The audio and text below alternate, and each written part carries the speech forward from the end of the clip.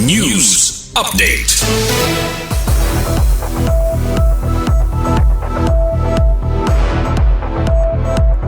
Anaton oras sa mga kasangkayan may ada nala kita 2 minutos nala og sa alas 4 haklop. Nga na para hanaton na mga balita iyan na.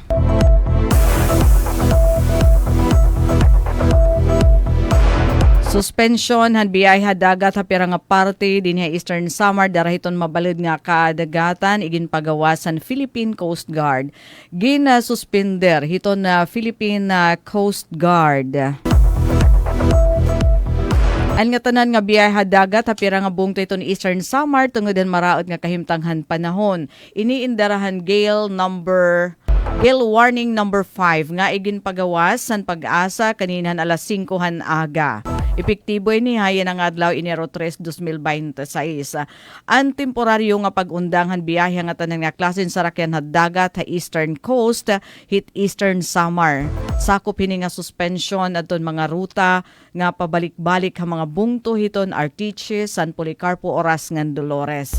Sumalahan Philippine Coast Guard iniindar hiton makeseg nga hangin ngan baled nga darahiton amihan o northeast monsoon.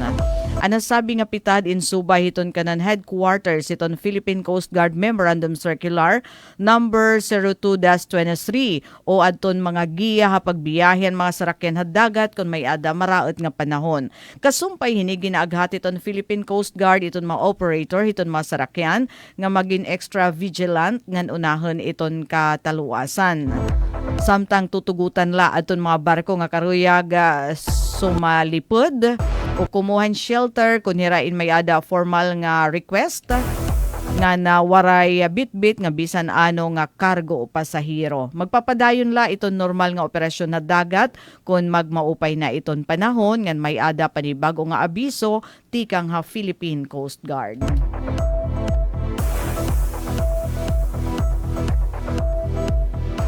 Ngan samtang halain naman nga balita.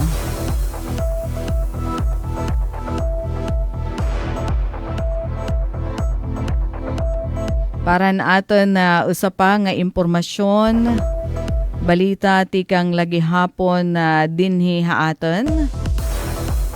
Tikang ha Philippine National Police nga balita. Usa naman nga lalaki nga naatubanghin kaso nga frustrated homicide amin ginaristuhan mga otoridad habung tohan sulat.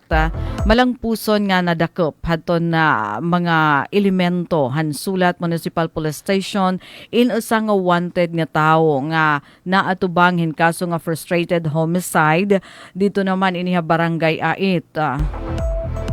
Bungto iton sulat didahan na an kadakop haiya ka keluphan gabi January 2.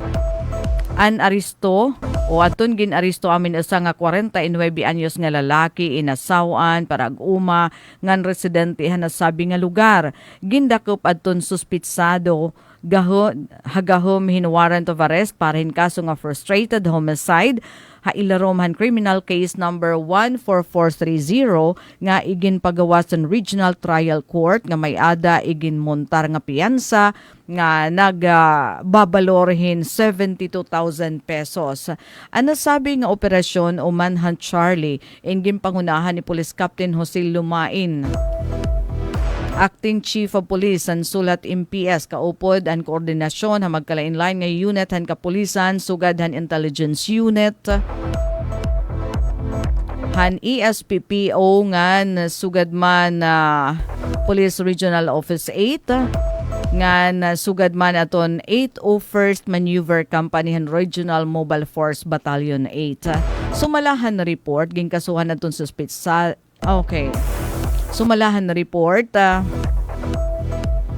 ginsumatan aton suspitsado aton niya mga katungod da ilaram hiton konstitusyon aton Miranda rights hapinulungan nga iya na sasabtan antesiyadad na istasyon na sulat MPS para hin kaangayan na nga pagdokumento nga na disposisyon antes i-turn over ha korte nga nagpalusad han warrant of arrest.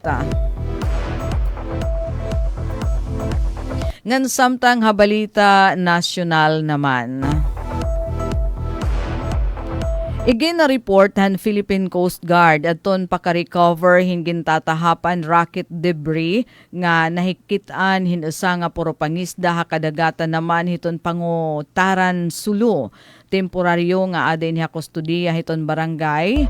Aton nasabi nga debris samtang ginaayos aton na formal nga pag-turnover ha Philippine Coast Guard kon PCG.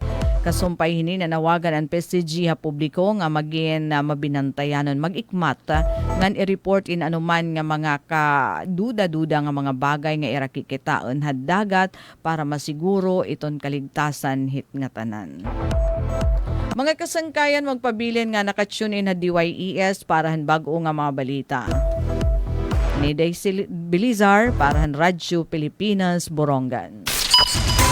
Mula sa pinakamalawak na newsroom sa buong Pilipinas, ito ang Radyo Pilipinas News Update.